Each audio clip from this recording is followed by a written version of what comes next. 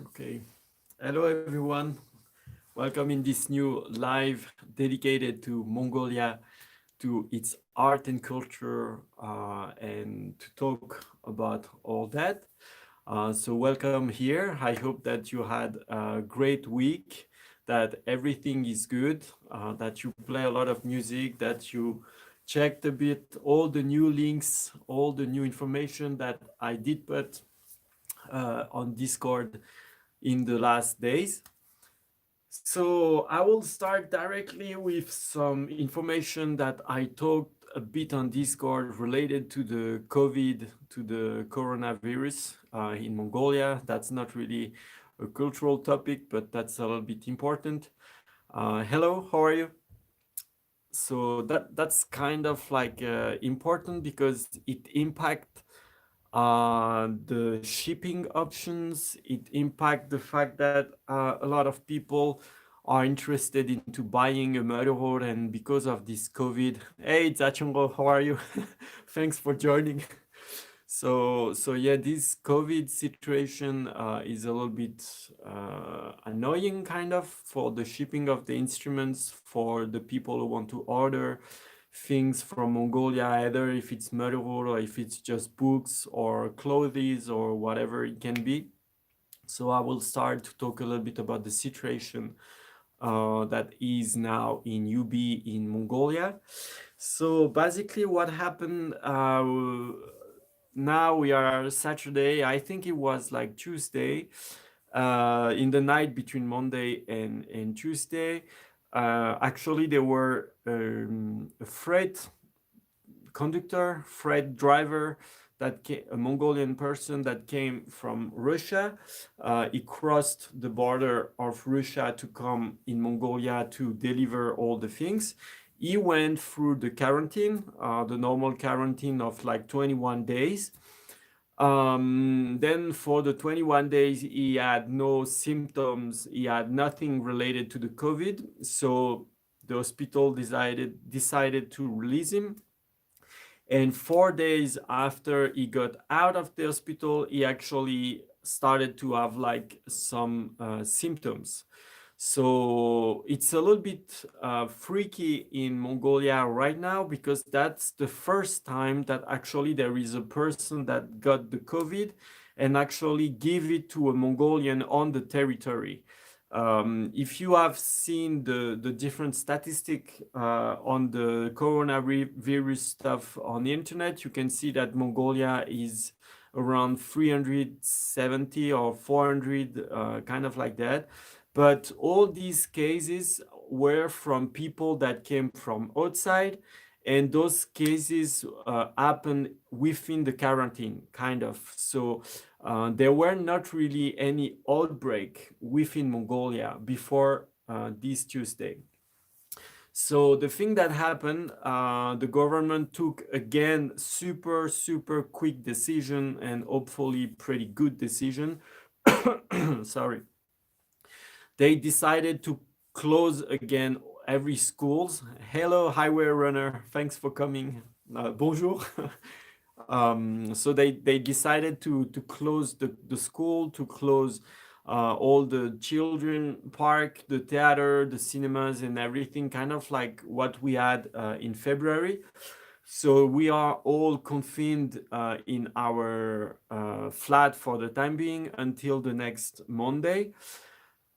And then we will see what will happen. So for now, the police and the hospital are kind of like working together to try to test and catch every person that were in contact with the infected driver. The little freaky, tricky thing is that this driver went to a concert with his wife, a concert where there was a lot of people that came from the countryside just for the concert and that went back to the countryside. So actually some people in the countryside are being tested and are positive to the COVID. So the situation is a little bit sensitive right now. We will have more information in the next few days. So what does it mean in terms of shipping, in terms of potential order or stuff like that from Mongolia?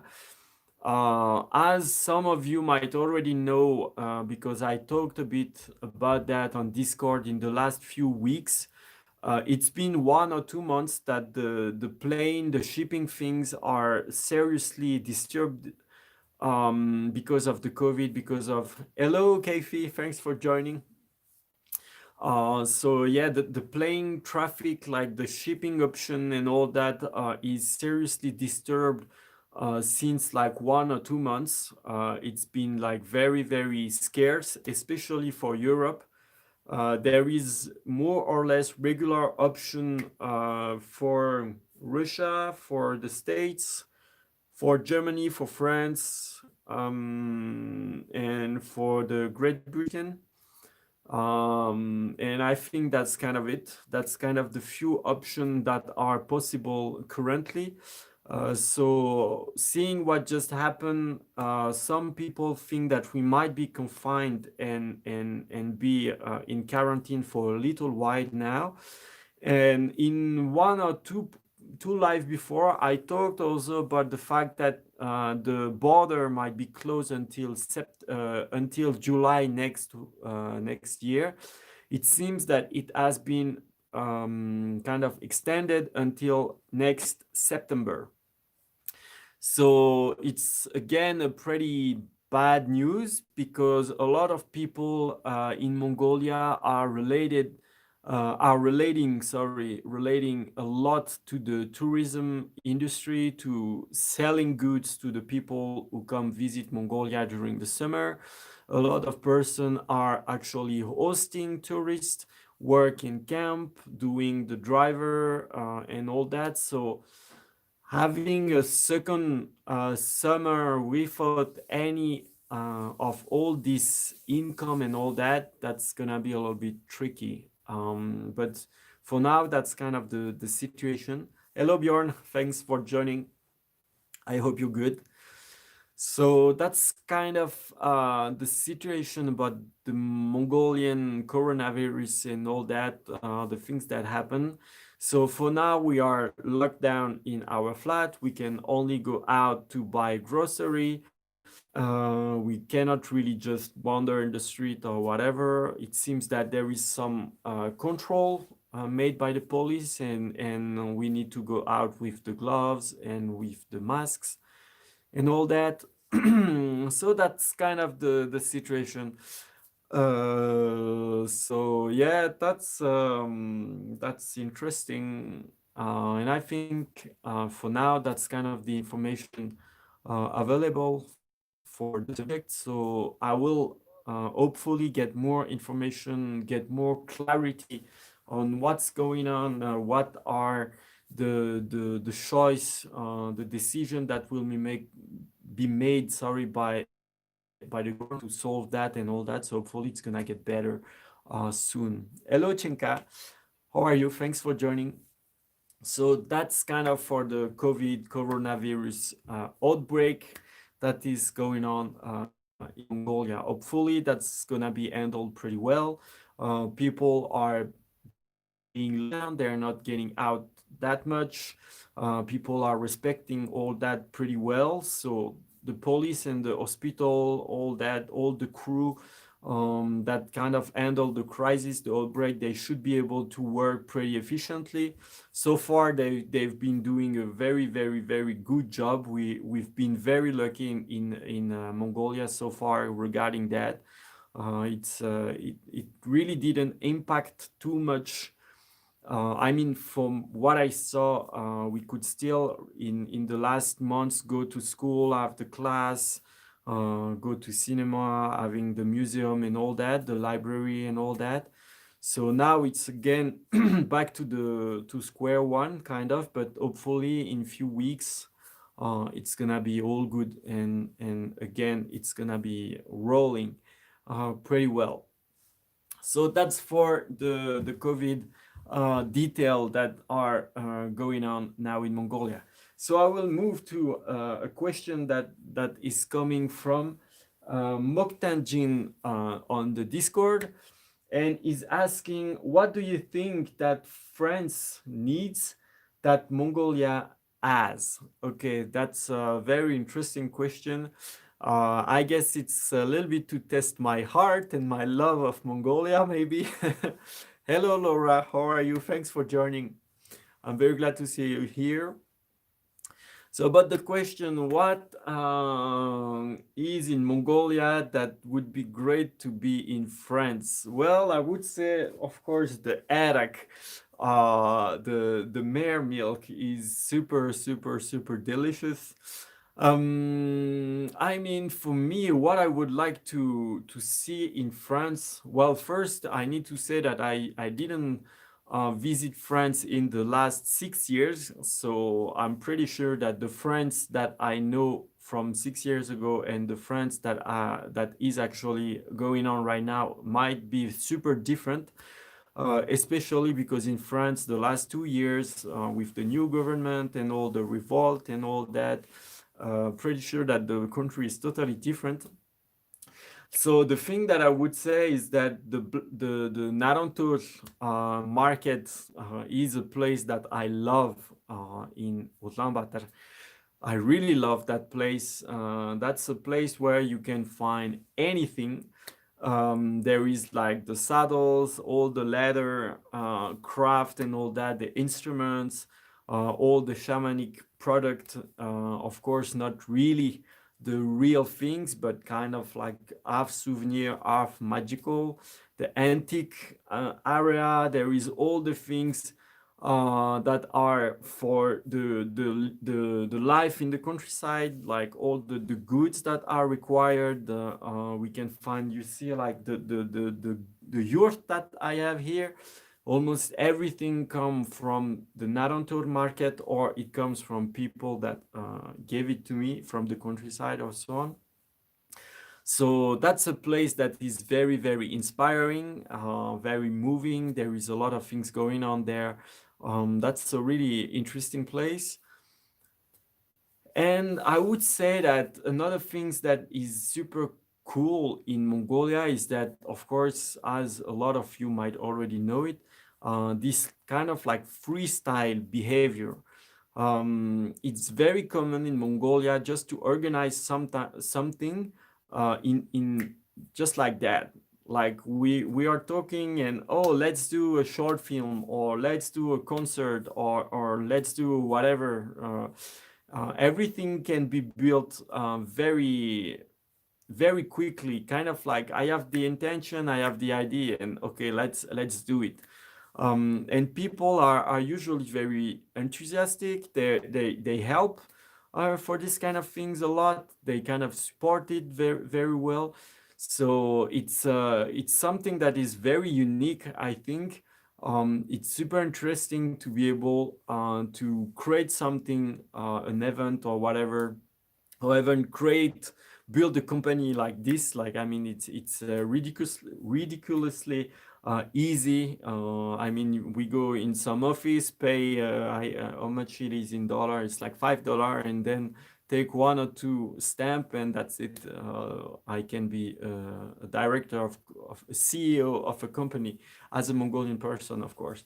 For a foreigner, that's a little bit more tricky, needs a lot of money, $100,000. So that's a little bit crazy. But for a Mongolian, that's kind of pretty easy to build a company, for example. So this simpleness, I would say, is very, very comfortable, very fun, and very, very great, actually. Even all the tax thing, it's also super. I mean, it's also quite easy. We can do it on internet. Just put the number of what we how to say. For example, if I give class for 100,000 Tugruk, I would just put the 100,000, 10% are taken for the tax, and that's it. And it's paid directly and all that. It's very simple. I remember when I was in Paris and I had my company of graphic design, and I was doing like freelancing as a VFX artist and photographer and all that. That was like freaking crazy. Need to make contract.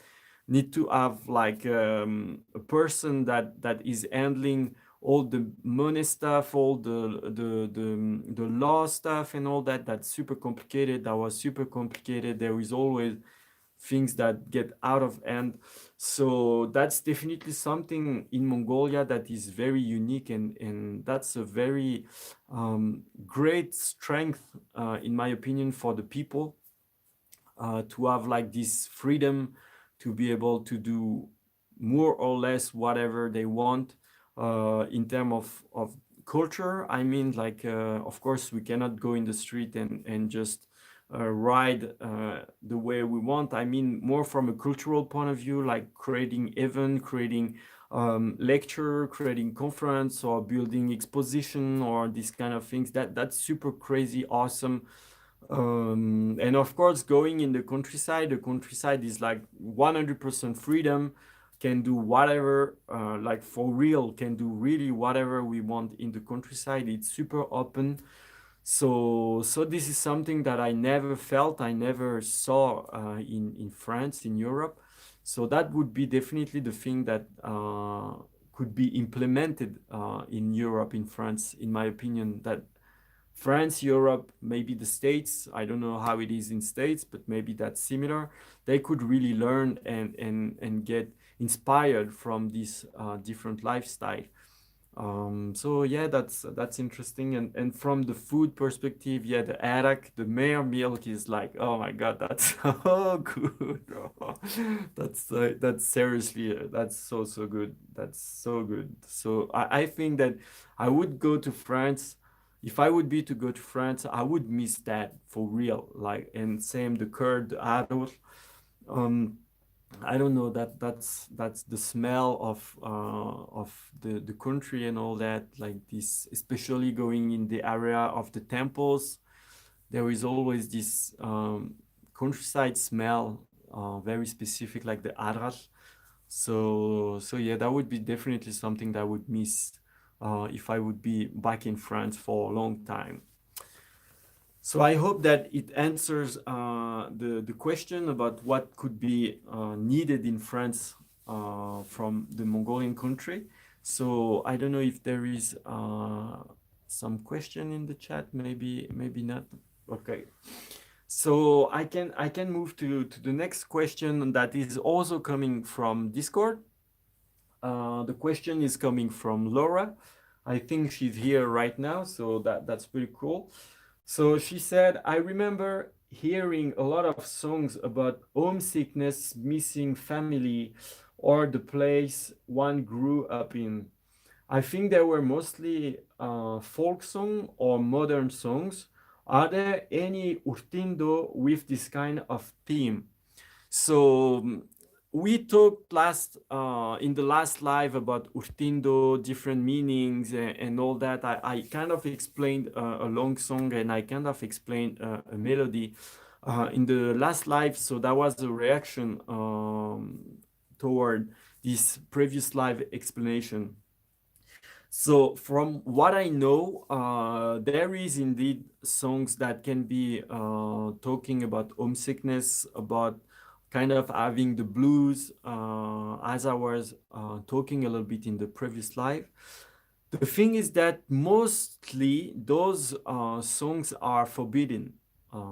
So as you might remember the last Into the Mud Hole episode talking about the Urtindo, these songs are, I don't really like to use the word negative, but they are a little bit down in terms of meaning, in terms of direct meaning of the words. So these songs are usually a little bit forbidden from statehood rights or from religious rights, these kind of things. So from what I saw, mostly those songs tend to be a little bit maybe more modern. And the songs that are relating to the Buddhism, I mean, from what I know, they are not really done like that. They are more like abstract. Maybe you remember the song that we worked on, like Asari Under, or like Noble as Heaven, or something like that, or Oyanganza Botevinaran, which is kind of like a praise of the sun and all that. They are much more philosophical, a little bit more deep as well. And if we go back in songs that are Edzam, which relates to the old age, to the Tinger, to maybe the shamanism ritual and all that, they are also very, very spiritual. So those kind of songs that might talk about negative topics, if I could say negative, then they will tend to be more in the category of the Bisrek Urtindo, which are kind of the forbidden Urtindo. And the thing is that these songs, sometimes they were built to be in a Urtindo form and in a short form. So sometimes the melody are borrowed from each other. Sometimes it's the words that are borrowed. I know, for example, that there is a song called Durun Or, which is the Four Mountains. And I know that there is on the same melody totally different words or the same words on different melodies. And some melodies tend to be fast and some other tend to be very slow. So usually these topics tend to kind of like to mix and to merge and to I would say kind of switch from the urtindo to the folk song and all that. Also need to know that the urtindo style of the west of Mongolia tend also to ring and to sound a little bit like folk song. They don't, in the west of Mongolia, they don't really have this super stretched, very long syllable, that the word that can last for 2, 3 breathing and all that. In the west, they don't really do this kind of techniques. So even it's urtindo, it can sound also like a folk song. So that's I think that there might be some work to be done on these aspects. Actually, I'm trying to find a team for my master degree, and I was thinking that maybe do some kind of list that would I would say separate the different kind of songs. What is which song is edzam? Which songs are gur, shasdir, besreg, short song, folk song, west, and all that. I know that there is a little bit of work being done on that, but I never saw yet something that is super clear, like okay, every edzam, this song is edzam, and this one and this one and this one, and then another one would be like okay, those songs are shastir, those songs are short west songs and all that. I didn't see something super clear like that. I went actually Monday before the outbreak of the corona. I went to the Academy of Science of Mongolia and I met some researcher about the third epics, about the Urtindo. I touch super amazing books with hundreds, not hundreds, with thousands of songs of poems that were collected from the countryside and all that. So I was supposed to go yesterday, meet all those persons to talk concretely all day with them. Unfortunately, with the outbreak, everything is being closed.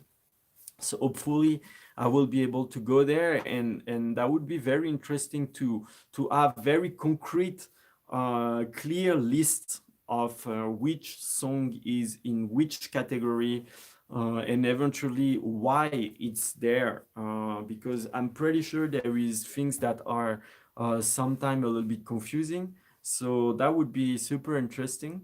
I went a little bit west of the of the answer. I went a little bit on another subject, other topic, but I think that that is definitely quite interesting.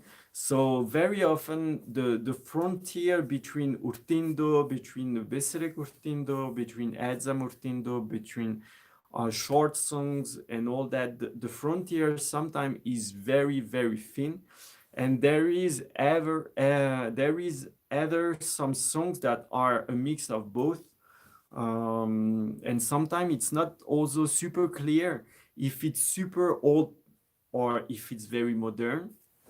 Also because of the Russian influence, because of the Buddhism influence and all that. So definitely there is a lot of topics being traded in Urtindo. I would say from what I saw that these Besrek Urtindo, those melancholic songs would tend to be a little bit more recent. So maybe the last 400 or 500 years. And the more spiritual, a little bit more like deep and abstract, maybe a little bit more complicated also, they tend to be more like 13th century and before that, from what I saw and from what I understood so far. But the thing is, I still have a lot to study. I still have a lot to learn. And especially this Monday, I saw those two insanely huge books about the Urtindo, and there were like seriously, I think a few thousand Urtindo that were written in that. So far, I never saw these books. It seems that it's like unique or something in this academy of research. The few books that I have and that I know only contain a few hundreds songs. So comparing one few hundreds and few thousands, definitely it change. It's totally a game changer. So hopefully I will talk about that more when I will be able to read all that, because definitely those books are kind of locked in the library of the academy, and I don't think that they can be bring out of the library. So I will keep you in touch with all that in the future, when I will access again all that after the lockdown, hopefully. So I hope that answers the question, Laura. So I see Bjorn asking a question about tatlak. Are there tatlak that have similar rules where you can't play it in certain situation? Oh, that's a super cool question. Okay, let me think for a minute.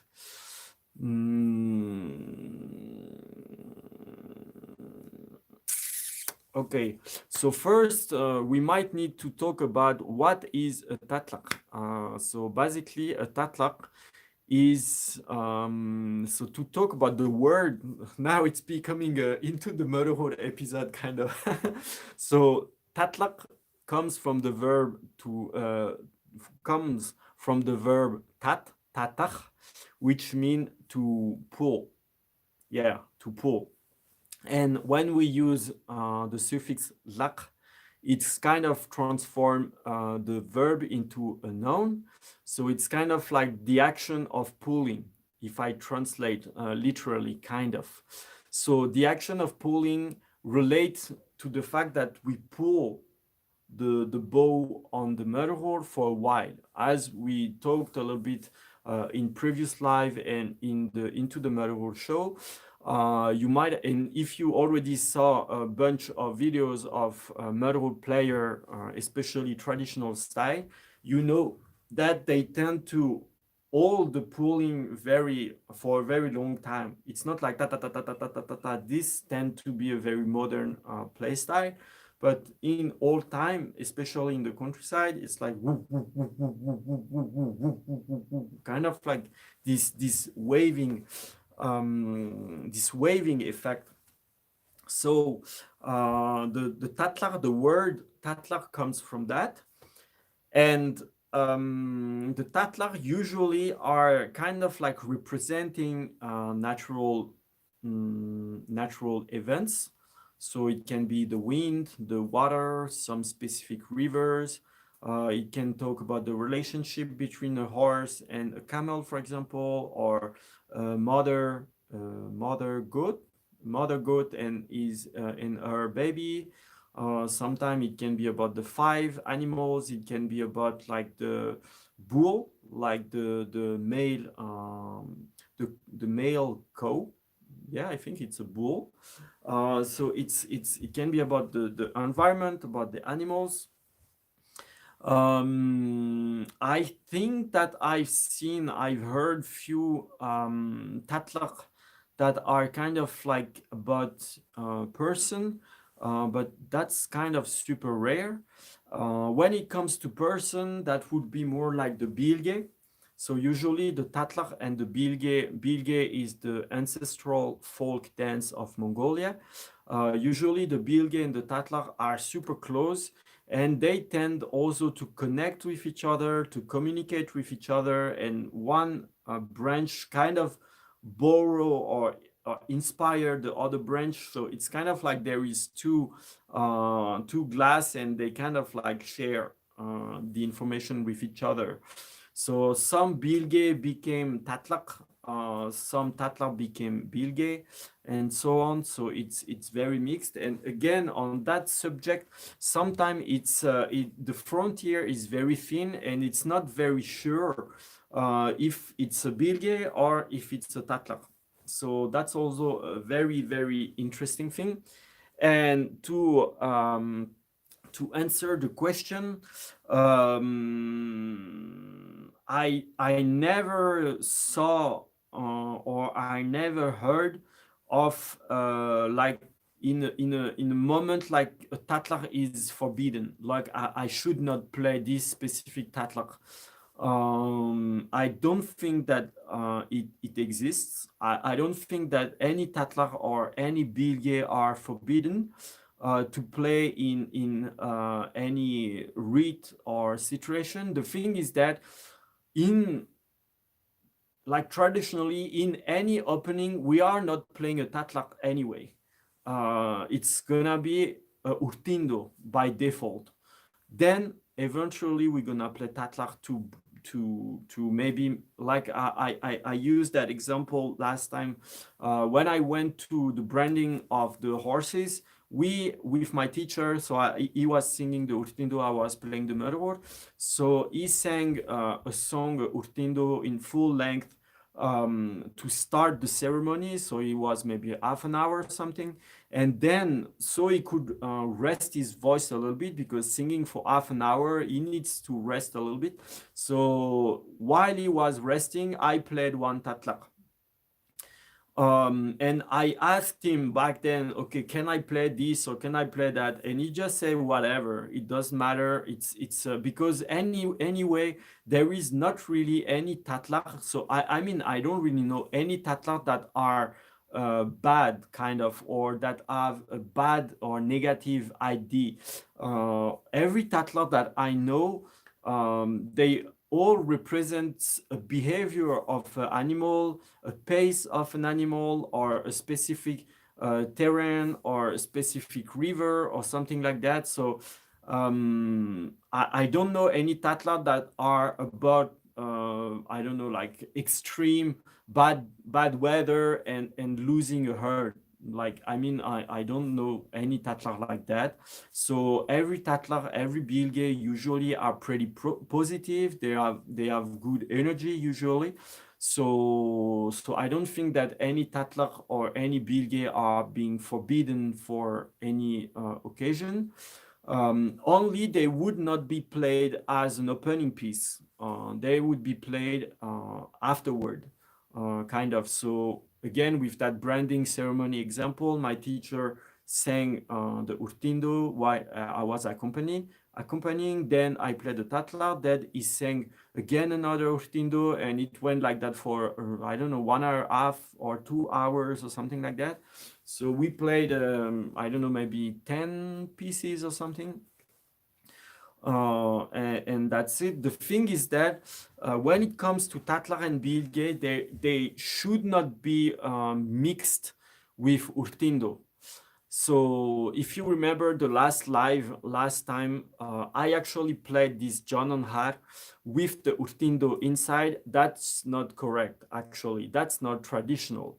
The Burhan Yaftal and the John on Har are kind of like very modern piece, and they sound kind of traditional because they use traditional things. especially tatlar or bilge. And they incorporate urtindo in the middle because it's kind of like I would say like a showcase of Mörhurch skills, because these pieces kind of, if you have this tatla and the urtindo in the middle, that's kind of gonna show all the skills, all the possible skills that you can have on a Mörhur. When it comes to traditional playing. Of course, you will not have all the classical modern violin technique on it, but it kind of it will show all the traditional techniques that are required, kind of, if I could say required, to perform the Mörhur. So these two pieces are kind of like a modern, it's I would say it's a bridge between the full traditional custom and the full traditional playing and the classical, the real classical orchestra style. So it's kind of like those two pieces, and I don't know, maybe the Duru Örya is also kind of like a bridge between the two worlds. So it's not exactly traditional and it's not exactly modern either. So I know for a fact that traditionally we don't play urtindo within a tatlak. That's forbidden. That's super bad, kind of.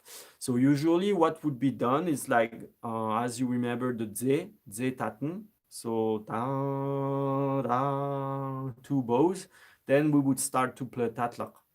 Then once we finish to play the tatlak, then we can take a break, maybe talk a little bit, drink some tea, whatever, do something. And then after a while, okay, then we play urtindo. Kind of the time for the energy to set, and not to mix the two worlds directly, super abruptly, I would say. So usually those two are not really mixed. So yeah, kind of, yeah. No. So I did very bad in the last live. I went on the artistic part of the force. But to get back to the question about things being forbidden. Oh yeah, I'm just thinking. Okay, I need to drink a little bit of water. So actually, there is something. It's more about the bilge, because the tatlar, when we play a tatlar, the Mörhurch is playing it alone. Usually, it's not like we have an orchestra or something. It's just a piece that is being played and showed by one person. So it's kind of fine. But when it comes to bilge, as we are playing a melody for a dancer, of course, if the dancer is playing, let's say, joro, which is the amble of the horse, so a type of pace of the horse, if the beach, so the dancer we call a beach or bilgech or bilch, he wants to play, he wants to dance this joro, and I play, for example, il kindik, which is another bilge, then of course this is not allowed. We cannot mix, even most of the melodies on bilge, they are very similar. We cannot play, for example, a satsal on il kindik movement. Or we cannot play like the Elkendik melody on the Satsal movement. And usually also we cannot mix the different dance. So for example, let's say I would start to play the Satsal.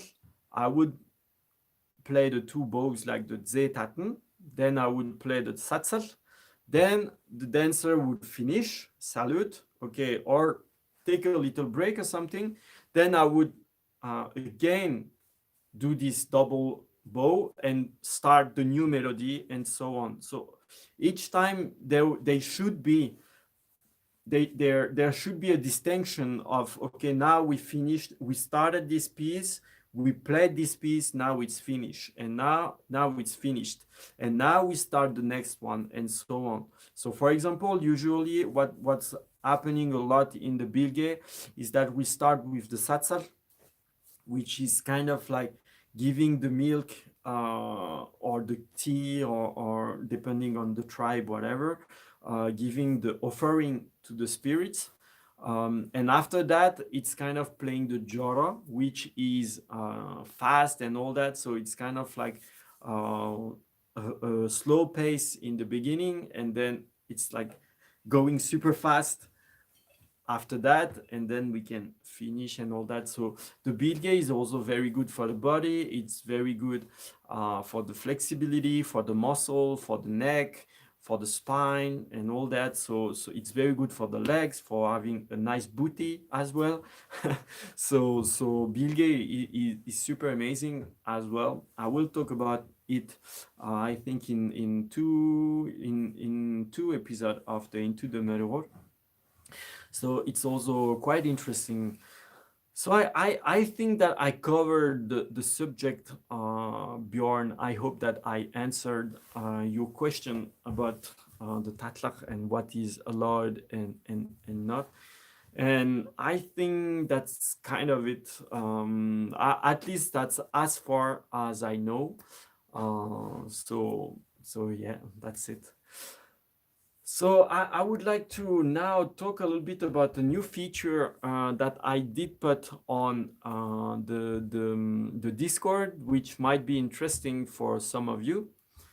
So I've been working on using and implementing a bot on the Discord. So a bot, a robot, which is kind of used to apply to make automation on the Discord server. So that's a bot that is named Kotoba, which is a kind of like card game. So you might know card game like the Mnemosing. There is like Aki, Oki, or something like that, which is used to memorize or learn new vocabulary. So my idea is that I created few decks of vocabulary. So for now, I did implement the first level of vocabulary on our server. So there is 500 words, which are basics. And you can go on the server, you can go on the Discord. There is a specific part of the Discord just for that, which is called language learning. If you want to access this part, you can go in the assign role and select that you want to learn the language. Then this category will appear on the server. I'm super happy about that. And you can just learn new words. So there is Mongolian to English, English to Mongolian, Mongolian to French, and French to Mongolian. So actually, if you don't want to, if you are Mongolian and you want to learn either the English or the French, you can also use it. Or if you are Mongolian, you can talk English, but you just want to refresh some words or your vocabulary, or eventually extend your knowledge a little bit, you can use it. And for the foreigner, like European or from the States or whatever, wherever you are in the world, if you cannot speak Mongolian yet, you can use that part of the server to play the game. So we can play all together. There is a leaderboard, which is interesting because when it's a little bit competitive, that's also a little bit more fun. So I'm maybe thinking giving a prize at the end of the month, maybe for the third free person in the leaderboard, or something. I need to think about something, but that can be quite interesting. So for now, there is one deck. So the easy, the first level, the basics word. So I have two decks that will come very soon, medium, average level, and a little bit harder. I will also create some decks specifically on some topics, for example, animals, plants, I don't know, maybe the province of Mongolia, or I don't know, stuff like that. If you have any requirement ideas, feel free to put it on Discord or in the comment here on YouTube, if you are interested into that. So definitely that's a pretty cool feature that you can use in order to improve your Mongolian or to learn Mongolian if you want. And in parallel, I'm getting back into working on the list kind of every suffix that are used in Mongolian, explaining them and kind of getting the structure of all of them, so it can also maybe be like I would say a map of or how all those suffixes are working. So it can also be maybe very helpful. And as this bot will be used, hopefully by some of you, I will kind of try to think of a way to also implement the Mongol Bichik. So I've been talking actually with the developer of this bot. He's kind of, how to say, interested into the idea, but he still wants his bot to be specific to the Japanese language, but eventually maybe some little tweak might be possible to be able to implement the Mongol Bichik into this bot. So in the future, we might be able to have also the bot working for the Mongol Bichik, which could be super awesome to spread this like vertical language. So and if it cannot directly implement the I would say the font or the vertical writing or something, I would ask that he implement the possibility to put images, so I could write directly the word on paper, scan it, upload on internet, and then have the image being shown to be able to learn the word in Mongol Bichik as well. So that's another idea that I'm working on, like the Mongol Bichik bot feature. But for now, there is already the Mongolian in Cyrillic feature that you can use. And in the few next days or weeks, hopefully, depending on my work and all that, I should implement the second level, third level, and few other packs. So I hope this idea is cool and is interesting to you. So I just wanted to share this information with you, that you know that if you are interested into learning the Mongolian language, you can join the Discord, and there is a tool for that to improve your vocabulary and so on. So I hope that is interesting, that it's interesting, and that it's pleasing you. So I can see that Cilium, hey Cilium, nice to meet you here. Do you ever sing while playing the metalwork? Yeah, I actually sing when not always, but I actually sing a little bit when I play the metalwork, but I am super shy. Actually, I was thinking today to maybe try to sing a maktaj. I prepared text on the side because my head is very small. I have a very hard time hard time memorizing all these words, even though I kind of translated the text and all that. I'm super bad and I'm at memorizing poems and all that. So yeah, I kind of like try to sing at the same time while playing the murderhood. That's also super pretty awesome feeling, not just playing the instrument but sing as well. And the poetry behind the words in Mongolians, it's super beautiful. And it's, I don't know, the structure of how it's composed, the composition of the words, of the sentence, of the verse and all that. It's very interesting. It's full of principle. It's the logic behind it is also very interesting. So that's something that I definitely want to push for myself, try to sing, learn the lyrics and play the mergur at the same time. Unfortunately, I'm not really good at learning poems. I've always been super bad at learning, even in French. So in Mongolian, that's even more complicated for me. But yeah, I sing a little bit while playing the mergur. But yeah, I'm too shy. I'm super shy about that.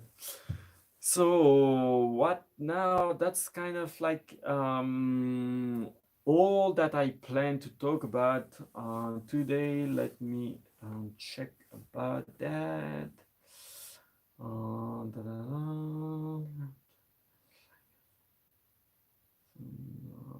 Yes, that I talked about that. Yeah, so I think that's it for today. So maybe I can play a bilge now, which I like. So the ich tatlak.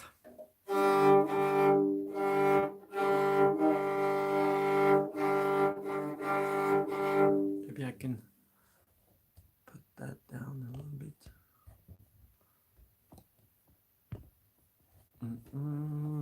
So the hotun ich tatlak bilge.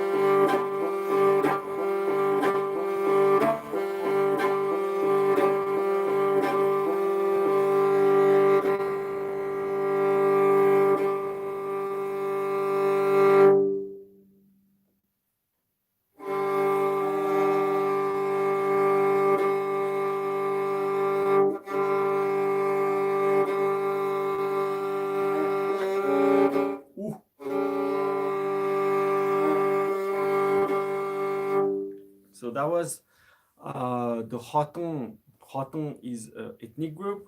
So the Hotun Ich Tatlak Bilge. So the melody that goes with the Ich Tatlak dance of the Hotun ethnic group. Now I can play the Joro of this same ethnic group.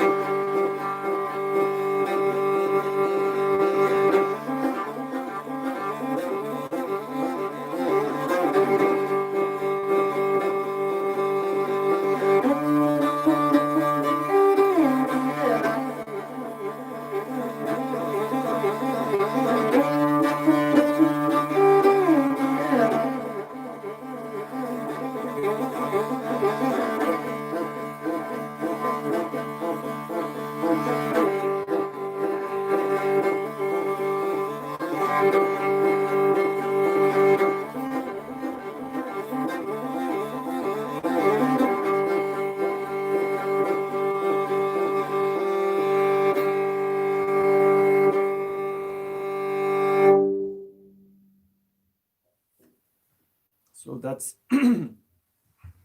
that's the Jara. Just put that a little bit back, backside. That's the Jara mud. So the amble of the horse in the for the Hoton ethnic group. So that's like a bilge. It's like pretty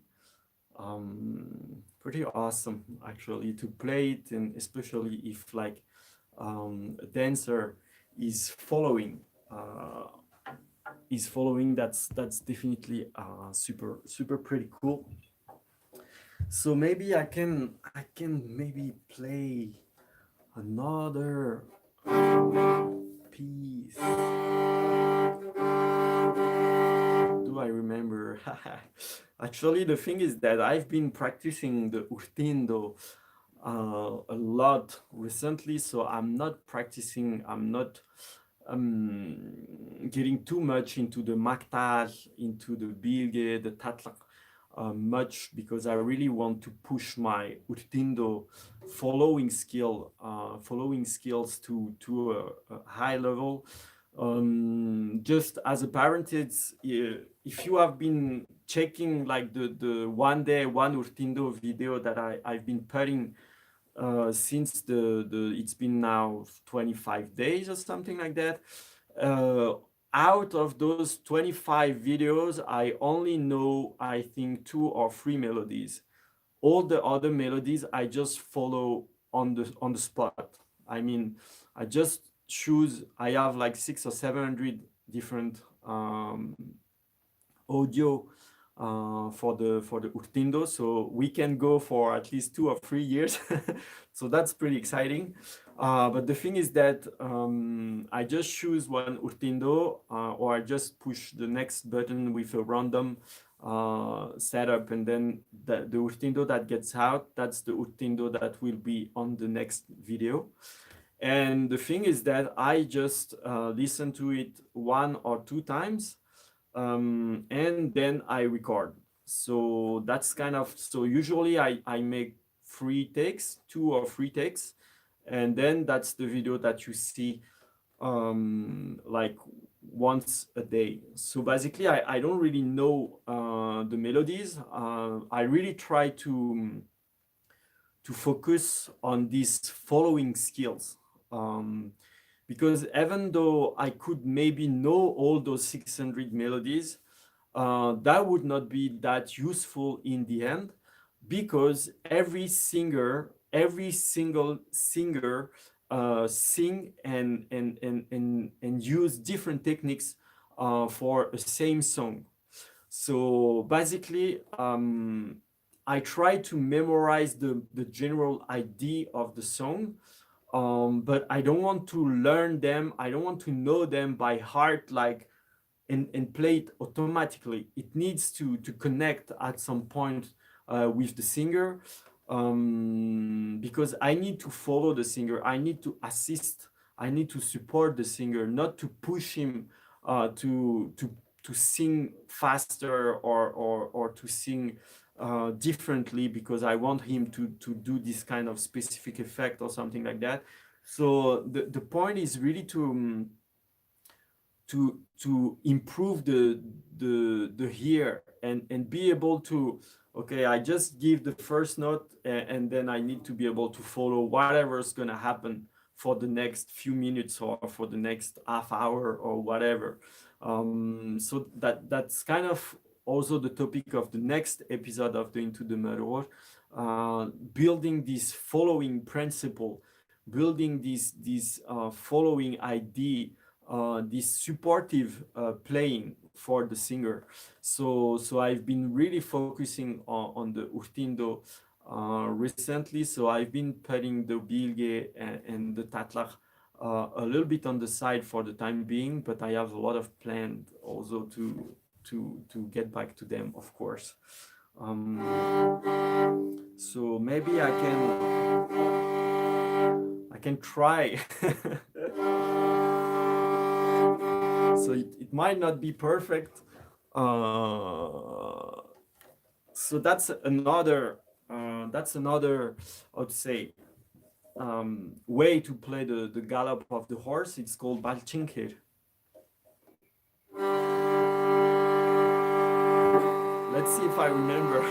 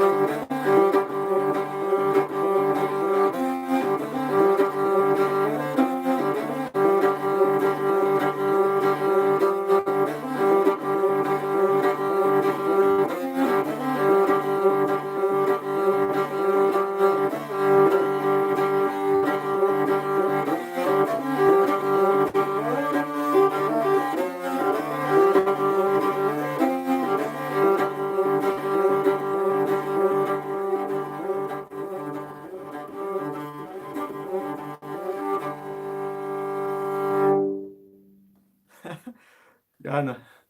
I don't remember that well. So yeah, that's another way to play the horse gallop. That's also pretty interesting. And what I can do eventually, that's kind of, yeah, but I don't know the full version. The thing that there is this way of playing. I don't know if you were there in the previous live. There is this way of playing this very specific, like, windy thing. Hello, Magne. How are you? You're coming a little bit late. It's been an hour already. So there is this specific Sorry, Bjorn is asking, are there two versions of Balchin? I've seen another song called that on. Yeah. Okay, so the Balchin actually, it depends if you are calling the melodic version or if you are talking about the singing version. The singing version is a little bit different. Do I have the lyrics here? Maybe I can maybe just play the first verse.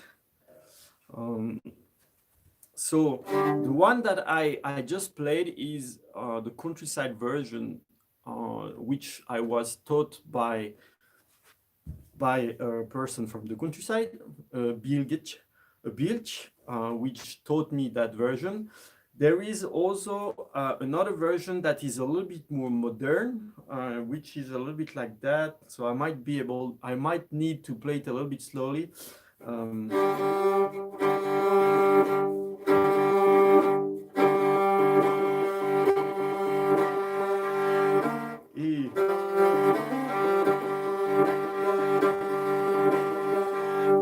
then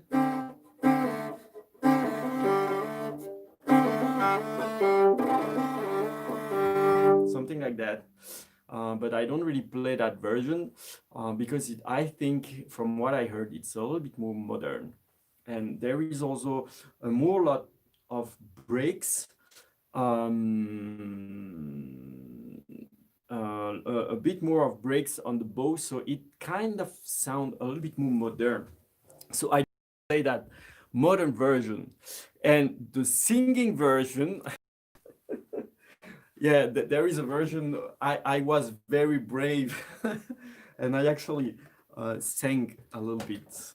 So that's this version. Damn, I cannot sing. I need to remember to.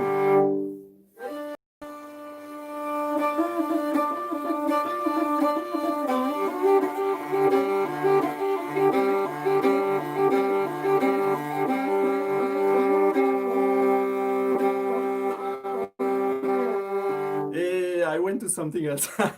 Okay, let me think a second.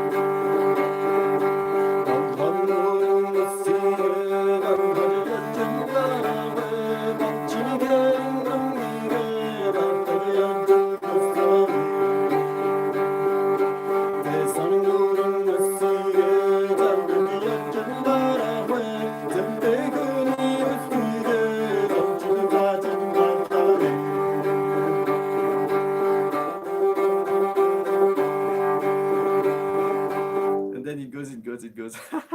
I will practice for next time, I promise. So the thing is that when I sang that song on YouTube, I didn't add the full version. I only had 5 verse. The thing is that this song has 11 verse. So I've been practicing a while ago to try to record it in the full version, the 11 verse, but I kind of like put it on a break, because as this version doesn't exist in 11 verse, there is only the words, but I never found anyone, any recordings, any trace of anyone being able to, or not being able, but I could not find any trace of anyone that had any recording of these 11 verse. And even the person, Dovching, which kind of collected or wrote these 11 verse, he didn't made a recording. There is no recording of this 11 of this full version. So that's one of my kind of like intention to practice enough and record the full version. And actually the last verse, I've been talking with some person, and the last verse can be sang kind of in a Urtindo style, because of the way it's written, because of the way, because of the words and all that. So actually that would be 10 verse sang like that. Also, I've been trying to compose some bridge the way Dovching made. And the last verse can kind of be sang in the Urtindo style, which make a very, very interesting piece. So yeah, that's something that I should work on. So yeah, that's the other Balchin Kerin Domok. Actually, that's a legend about a person, and also there is a lot of very deep meaning into it. Let's see if people quit because I was singing. So yeah, maybe I can just give another melody of another maktal, which is Donjangarov maktal, also with some words. So I can try.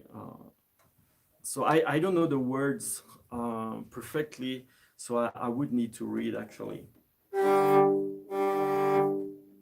Sorry about that.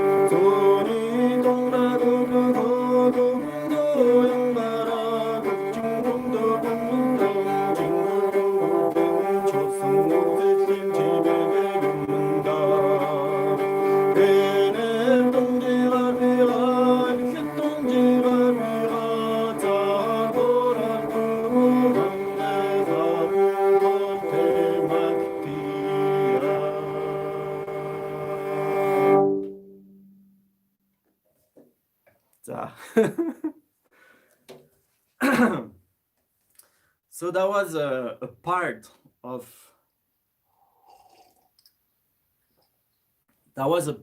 the Donjirar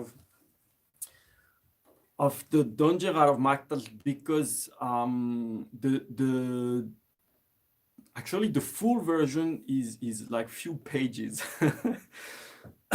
So that's the most common verse that are sang for this Maktal, for this praise. It's talking about the mountain Donjirarav, which is close to Ulaanbaatar and which has four different kind of like four different landscapes, very different landscapes from one to the other. Different kind of animals are living there, and so on. So it's kind of like praising how it's rich and how it's beautiful, and the words are like super awesome. And the full version might be for, I don't know, maybe half an hour or something like that. So that's also something I would like to record and practice. And even if I read or something, just recording the audio, I don't know. So yeah, that's that maybe I can play something, a last one or something, I don't know. Depend on how you like it. It's been, because I'm not I'm very shy and all that to sing. So what should I play? What else do I have?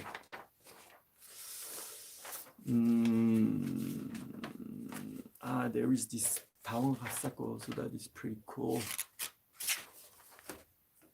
Well, maybe that's good for today. There is, maybe just to finish this.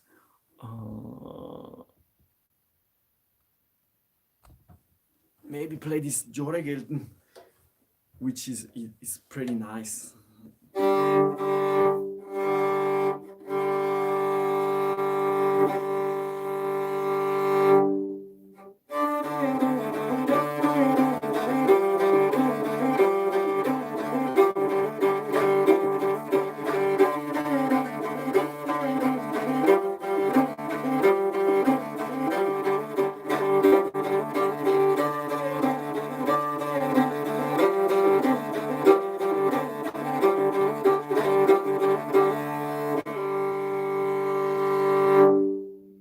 Actually, there is words with that. Do I have the words there?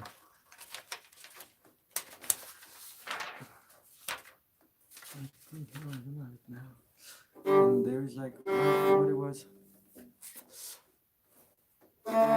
Now I'm just getting in my head and just practicing on my own.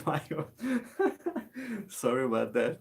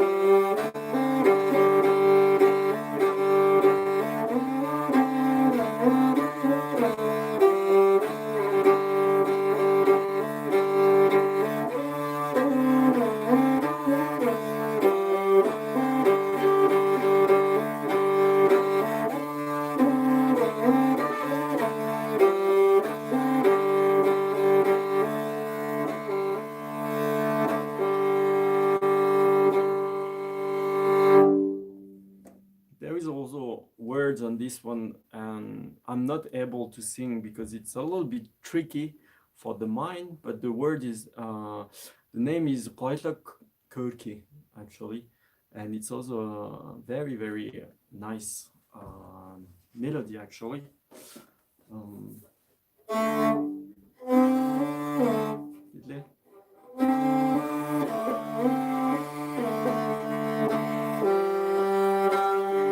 That I would need to think a little bit about it.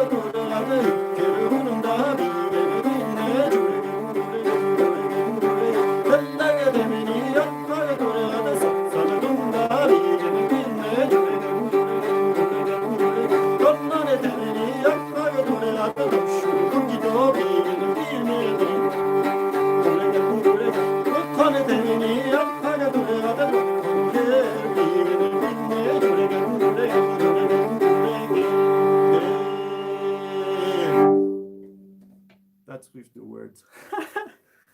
That's also fun. I should practice all those. And yeah, there is like, well, the tabang has like, well, you got it from that you already know it pretty well, like this one. Yule.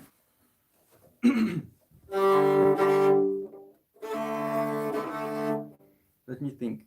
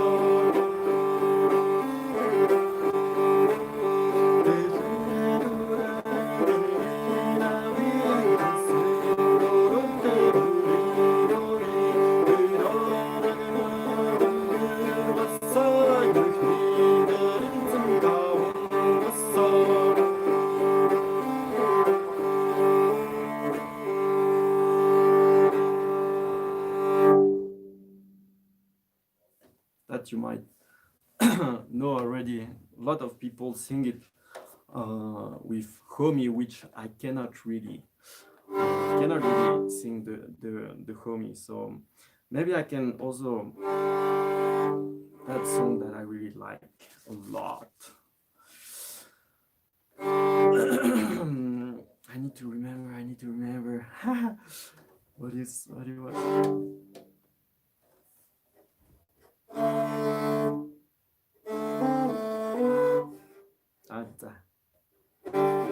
Okay.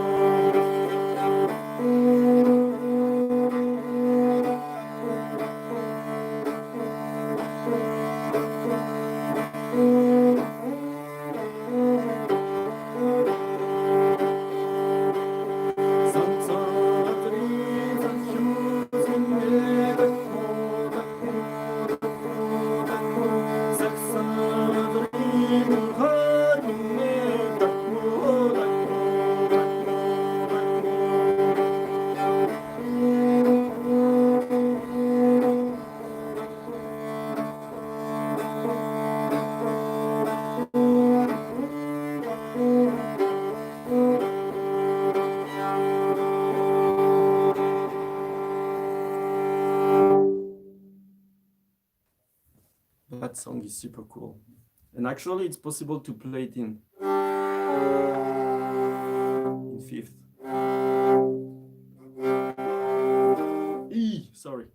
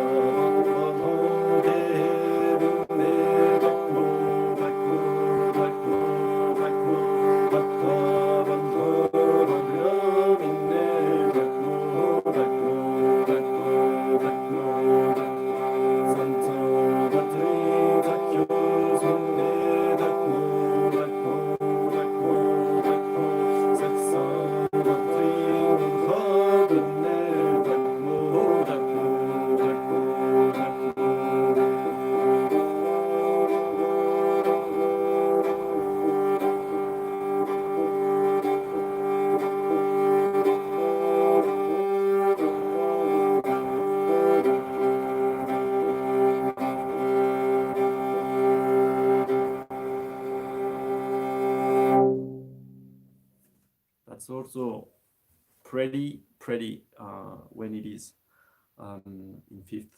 So I got carried away a little bit with all these songs. I don't know if there is some reaction on the chat. There is a little bit. I will check that out right now. Okay, that's so cool. Thanks a lot for all your very kind words. Yeah, Magne. I want to learn them all, he said. Well, does it take time to be good at singing and playing at the same time? Well, Bjorn, I will tell you when I will be good at singing and playing at the same time. I am not. So, well, I don't know. Yeah, I guess it takes time, of course. So I think it requires a decent level of muscle memory and the ability to play very relaxed without thinking what you are doing, just like with other instrument. Yeah, that's like that. So maybe I can finish with a last song that I could play in the fifth. If you want to hear one more song. I think that you want to hear one more song.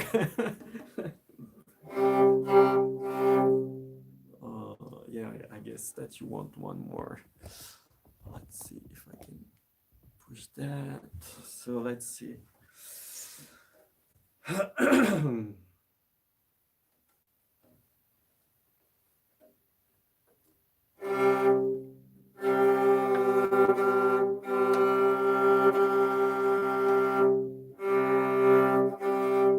That's gonna be about horses, of course.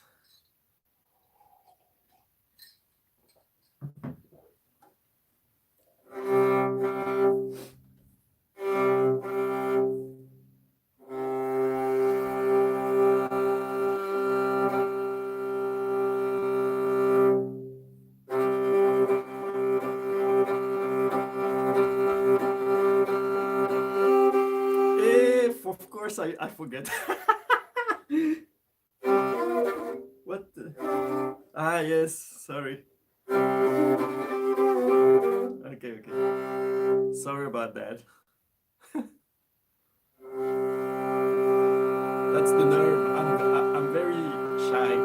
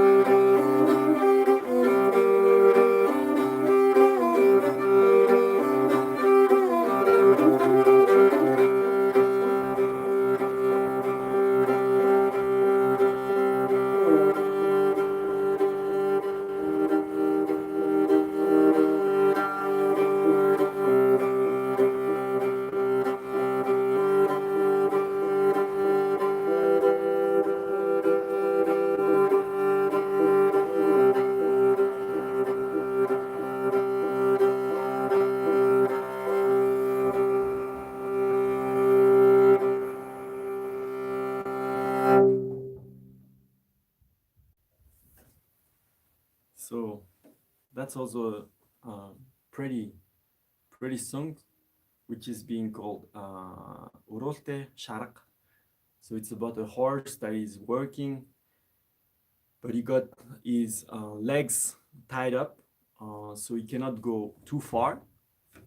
So he's like trying to move, trying to walk forward, but then he kind of trip, and then that's kind of like this like fast part is like when he's kind of tripping, and maybe I can maybe I can play another one. Dame, I love Morel so much. Dame, that's so good.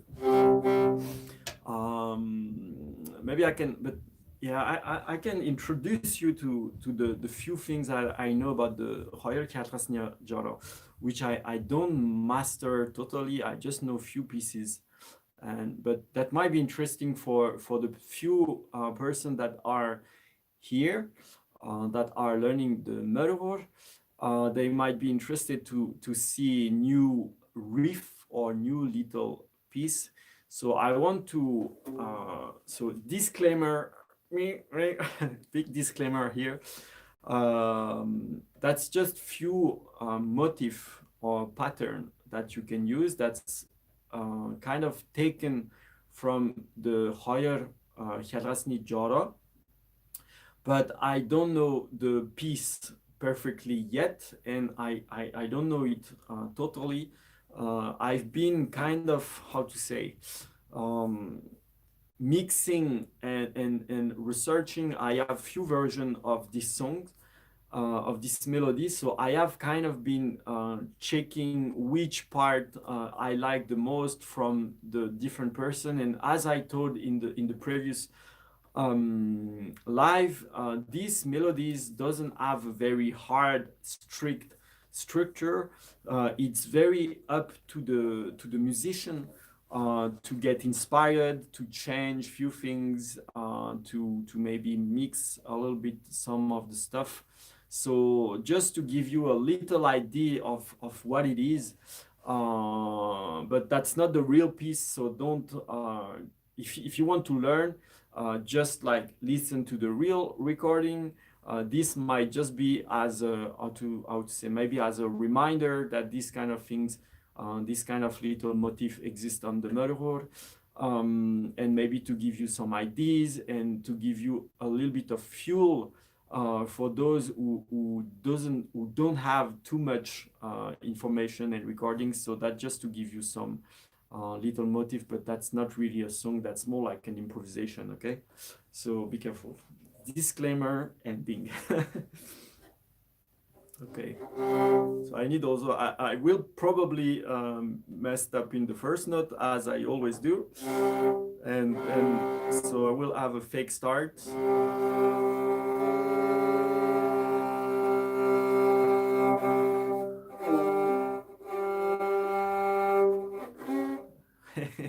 What is that again?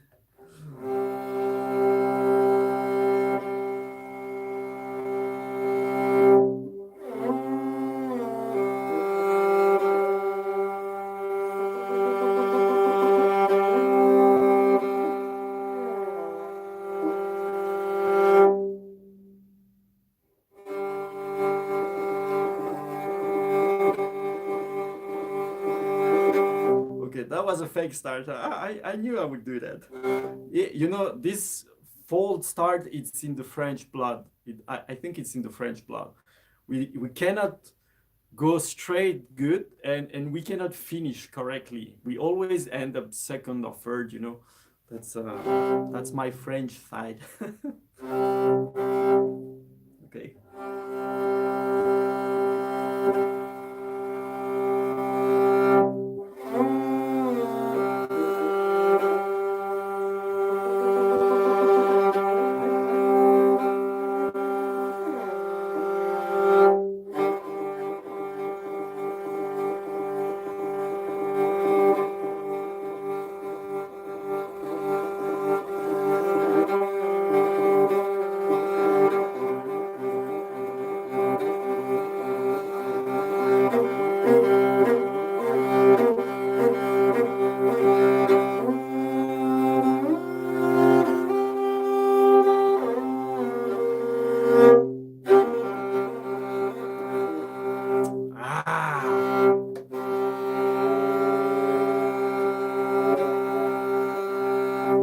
not official, so I can stop to tune.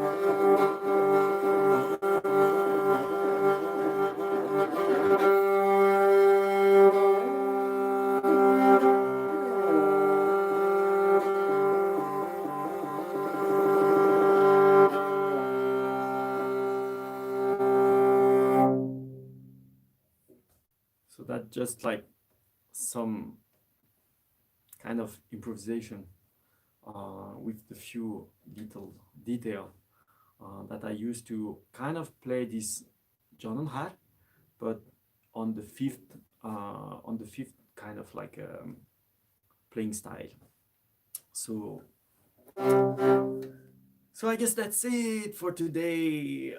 We broke the record again of 1 hour 40 minutes. So I actually I know that it's a bad idea that I start to play the Morel because and now I want to play Urtiin though. So maybe I can finish with the Onchin. I said I would play Onchin. Should I play Onchin? Actually, okay, if someone say yes, then I will play it. If not, then we can finish for today.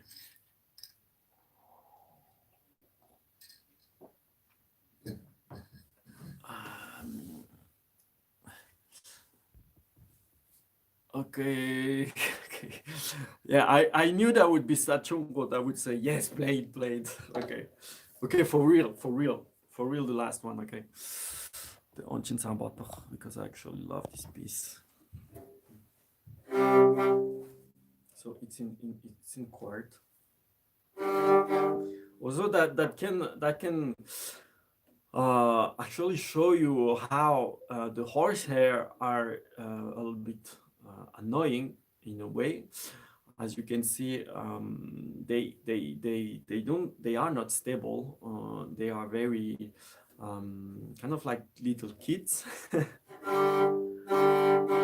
So yeah, they can tend to be very, I would say, capricious. I don't know if this word exists in English.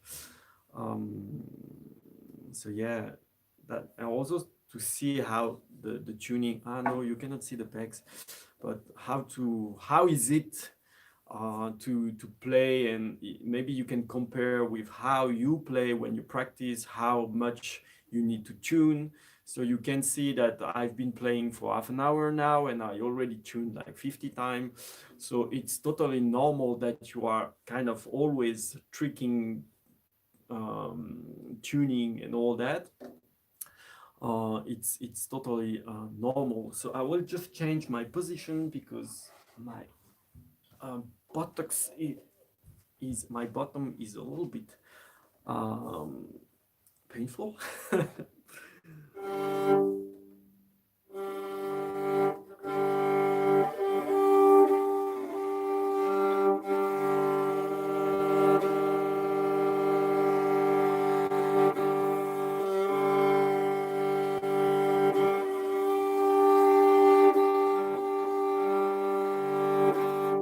Yeah.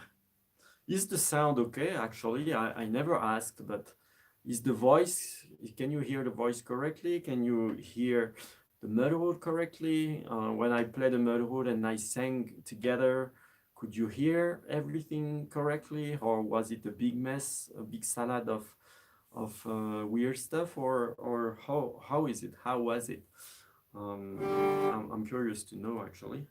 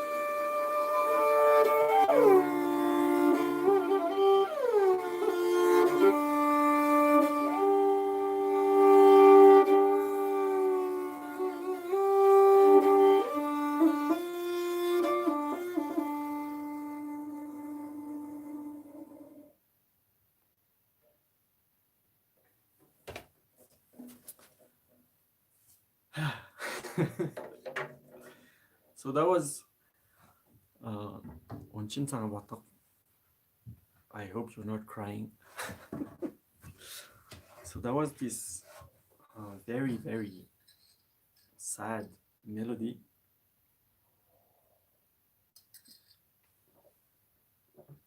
So as usual, I will take a little last check on the chat to see if there is any unanswered question or comment or anything. And if it's fine, then it's gonna be the end for today. Okay, I'm saying because of how the peg are made. Mike May is talking about these amazing, very original Tiger Alp mirror mix of technology. Actually, the mirror of Magne is super original. Got super nice head style. The wood is also very cool. The how to say, the color and everything. The instrument is super unique too. So definitely, if you are on Discord, talk with Magne and ask him to show you his instrument, his mirror.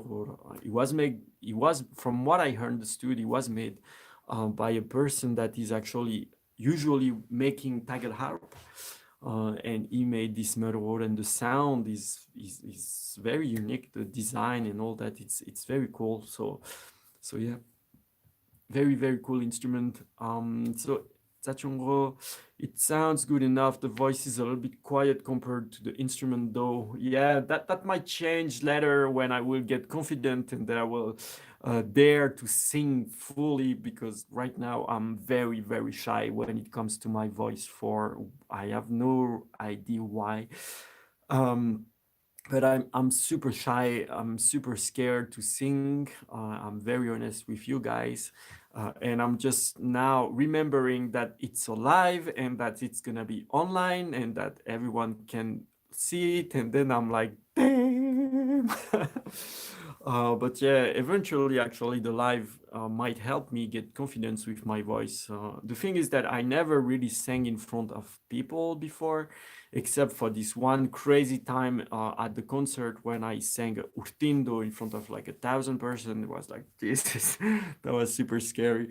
But except of that, I never really sang. So I don't know how people react to my voice, if they like it, if it's bad, or if it's pleasant, or what. So I'm very shy and scared to sing for people right now.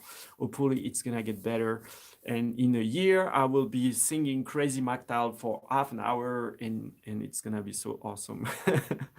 That's my dream, actually. Okay, it sounds fine, quiet. Yeah, the voice could be a little bit louder, but it still sounds awesome. Okay, I'm glad you like it. I love trying to sing Iskire over his playing a lot. Okay, Sacho, I think we need to do some collaboration at some point. That could be pretty cool. Okay, so why? Okay, it's very calming to hear sing. Wow. Okay, that's super cool. So definitely it means that I might need to practice a little bit more to be able to give you also a little bit more of singing. So that will be on my checklist. Definitely, that give me a little bit of a little boost of confidence, I would say. So I guess we will end up the live right now. It went super longer than I thought, actually, because there were not that many questions on Discord, so I was a little bit worried. So as usual, if you liked this live, if you enjoyed this time, if you learn things, feel free to share, to like, to subscribe on the channel, to get the notification. Also, you can join the Discord for more information if you want to exchange with me directly, if you have specific questions, or with the community. We have now a lot of very knowledgeable person on the community when it comes to homie, to ethnology, to ethnography, also to even a little bit of archaeology. There is some linguists as well. So it's not just my knowledge, it's actually the whole community got a lot to share. And a lot of people are super skilled. They have a lot of information, a lot of knowledge. And sometimes very interesting files and videos and stuff that they are sharing. So I really would invite you to join the Discord, even if you're not totally interested into only the Merur or into only the Mongolian culture. There is also things about other culture, about the Jongnu. Now it's starting to get, I'm starting to get into that, and some other people also are sharing things about archaeology and ancient culture, like from 1000 years ago, 2000 years ago, 8000 years ago, and stuff like that. So it's definitely super interesting. And I think that's it for today. So until next time, may the blessing of the eternal blue sky be upon you. Bye bye.